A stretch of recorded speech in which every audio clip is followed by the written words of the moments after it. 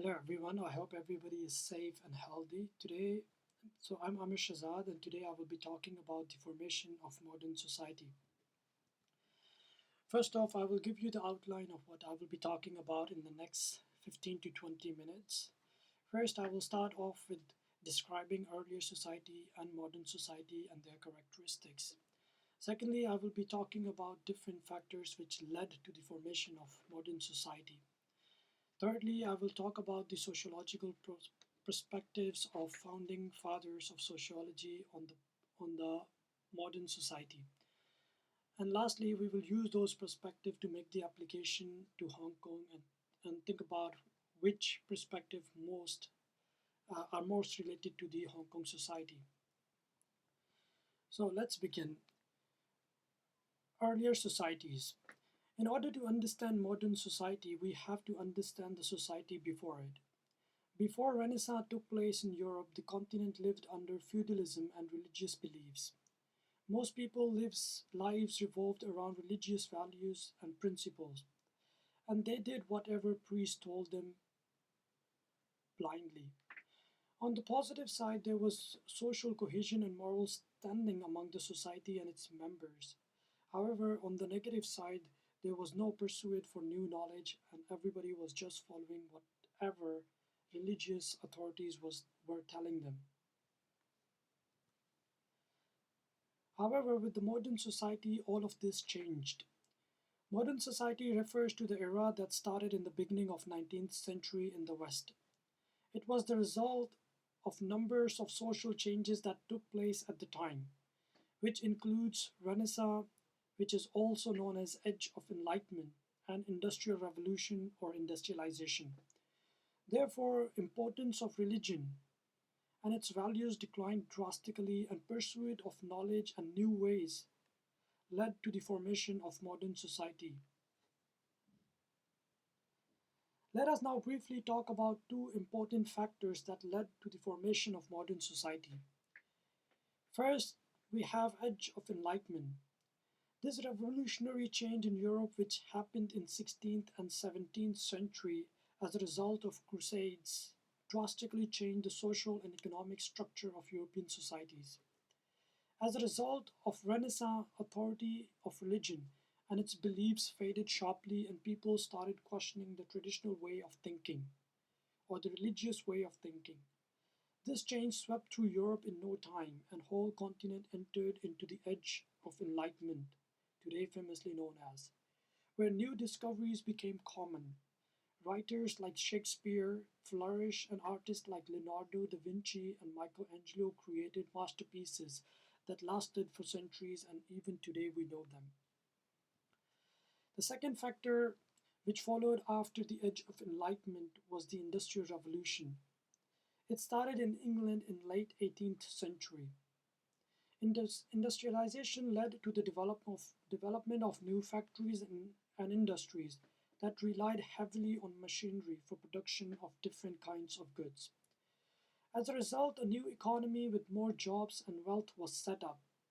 People were becoming wealthy and more skillful, which were the advantages of industrialization. However, on the other side, it was industrialization that also created many problematic norms and standards in the society, which led to the formation of brand new discipline today famously known as sociology to tackle these problems. Now we will talk about the founding fathers of sociology. Three founding fathers, Durkheim, Marx, and Weber, had completely different opinions and perspective on the modern society and its problems. I will now briefly touch upon their work in the coming slides to give you an idea of their perspectives. Firstly, I have Emile Durkheim's Society as a Function. His research mainly focused on modern society's moral consensus and social integration. He proposed that modern society was a function of fine institutions working together, and while working on these theses, he found the problem of solidarity in the modern society, which I will be talking about in the next slides. Durkheim's problem of solidarity in the modern society was fading cohesion between society and its members. For instance, if we see the current situation of COVID-19, panic buying and stocking papers is what Durkheim felt was the problem with modern societies, as people only thought for themselves. This may result in an anomie, which basically is lack of moral guidelines and social or ethical standards within society. So people living individualistic lives and acting in the best interest of themselves is anomaly. While doing this research, he also found a strong correlation between anomie and suicide cases in the Europe. He used statistical analysis to find this correlation between these two norms. So what were the causes of these conditions, or what were the causes of these problems? According to Durkheim, causes of these conditions were no different from causes of many other problems at the time. With pursuit of knowledge due to Renaissance and logical thinking with industrialization, he thought that religion was totally sidelined from the mainstream Europe. Therefore, the source of moral and social principle was put on to no use, and hence moral standards and guidelines slowly vanished from these societies. As a result, people became too materialistic and did not have any principles or guidelines to follow to form a different perspective on the society or to form a different way of thinking. So Durkheim tried to revive the role of religion in different way to solve the problem of solidarity in the modern society. He suggested to have civic moral order that will bind societies together and create integration. He tried not to involve religion in this affair as people were already disheartened by the role of religion that was being played in the medieval Europe and therefore would not prefer to go back, so he tried to avoid that. In addition, he also suggested that mutual interdependence can be used to increase the unity in the society. So basically, what he was trying to say is when everybody is working, that kind of mutual interdependence can also be used to increase the unity in the society. Second father of sociology is Karl Marx. His work mainly focused on tackling the problem brought about by capitalism through industrialization. He introduced different classes and wealth inequality that they created or created by the classes. He believed that these developments have pushed society into a continuous conflict, which he referred to as a problem of conflict in the modern society. So society as a conflict of Karl Marx is the idea of controlling as much of limited resources as possible, even if it is through suppressing or exploiting other classes. In capitalist Europe, three classes were part of the society. Uppermost were the capitalists who owned most of the resources. Secondly, proletariats, who were kind of like middlemen, and then there were lower class of laborers who were exploited through different means possible. For instance, one of the most common way to exploit them was paying them low wages. As a result of these atrocities from the capitalists, many members of lower class felt alienated, and their class consciousness grew. And this resulted in the conflicts and instability in the society which Karl Marx noticed and described in his research. So, what was the causes? According to Marx, the main cause of this problem was capitalism. Capitalism gave too much power to one class, and as a result, they started to perceive workers as commodity rather than individuals with rights and obligation. As we can see from the picture at the bottom, it illustrates how capitalists at that time did anything for the sake of earning maximum profit and just did not care about any other member of the society.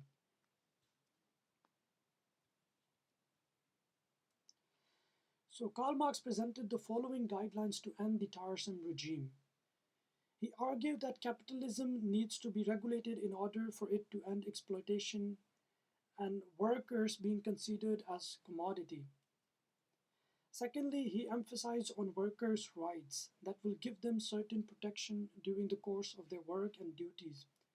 And lastly, he suggested that division of labor might not be the most suitable form of work specialization because it kind of creates alienation of different sorts for the workers. So he suggested that it must be abolished and a different way of specialization must be created. And lastly, we have Max Weber. His research mainly focused on evolution of medieval Europe into modern society. He published work about rationalization and catch of bureaucracy to typify norms of modern society. I will explain these two key ideas in the next few slides. Now let's talk about the Calvinism, which was another important observation of Max Weber in association with modern society and its day-to-day operations. He noticed that most businesses were owned by Calvinist Christians who defied the nature of religious groups' pursuits towards wealth and possessions, and he wondered why. And as a result of his findings and his work, he discovered the correlation between Calvinist beliefs, which was salvation towards worldly success, and capitalist regime of the time, which was basically to set up as many businesses as possible and earn as much profit as possible. Max Weber famously talked about rationality, so let's talk about rationality. I suppose we all believe being rational is a good thing, or at least our vice president is a big fan of it, as most of his emails during protest last year suggested for the students' groups to be rational in all circumstances. So, what did Weber find irrational about rationality? Well, his idea of overdependence on rationality was a problem of modern society, which he thought resulted in the iron cage of bureaucracy of private capitalism. To put it simply, he thought or he observed that people were enslaved to rationality and putting unnecessary emphasis on it. So they were left with only one perspective in their lives.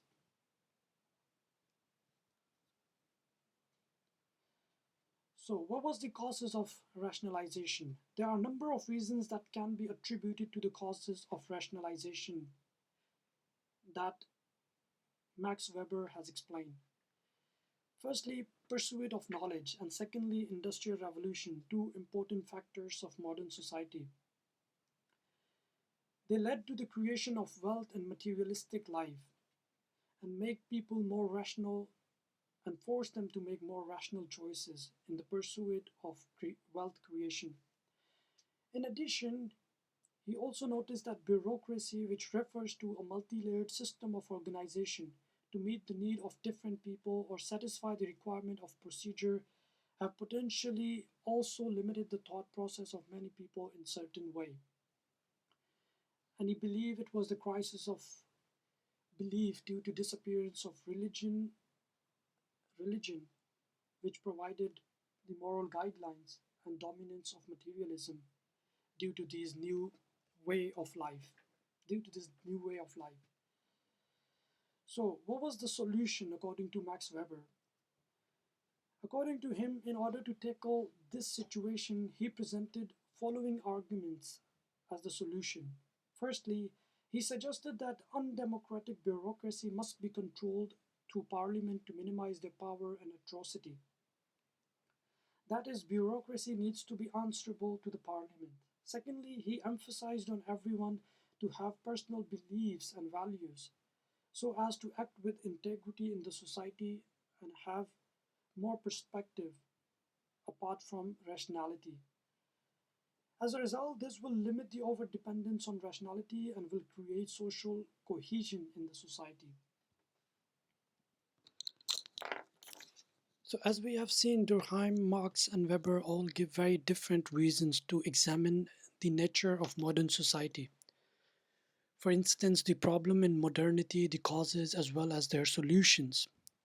So, our first question is, what is their reasoning behind this? Why do they have such a drastic different opinions? And second question is, which perspective do you think is the best to understand contemporary society like Hong Kong? So let's move on to the first questions. The reasons behind such wide perspective from three aforementioned scholars.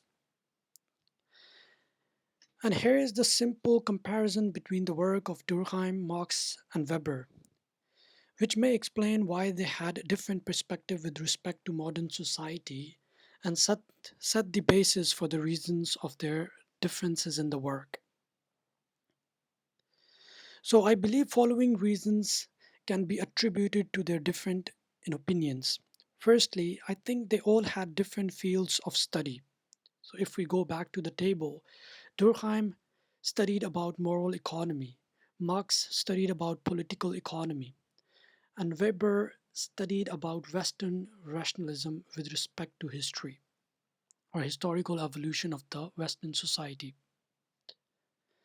So that's why they had different approaches to the similar situations, and therefore, as a result, they provided different account to modern society. Secondly, due to the nature of society being dynamic and multi-layered, so the modern society, they had different areas of interest, and this can be seen from their work. So, for example, if we go back to the table again and see, Durkheim had research about social evolutions, modes of social, cultural, and moral life, while Marx mainly researched about capitalist mode of production and capitalist formations, while Max Weber research mainly consisted of comparative civilizations and rise of the West. And lastly, being the new discipline, I believe there wasn't any formal principles and guidelines for them to base their research upon and make progress. So everything was very new. And also, they belong to different backgrounds and from different parts of Europe. So that might have affected the way they approached to the modern society in different way. Let's now move to the second question, which is, which perspective is the best to understand Hong Kong society? So let's say the following question to understand the different perspectives. The question is, how is life treating you? Now, if we take this question in Durkheim's anomic person who has no common rules and norms to guide him, he would answer as, I am distressed by it. If we talk about Marx's alienated person who is detached from his work and other people, he would be like he don't really care. And then if we talk about Weber rational person who need to make some calculation before he knows how to respond, he will say, let me think about it and I will get back to you later. Now let's apply Emile Durkheim perspective to Hong Kong.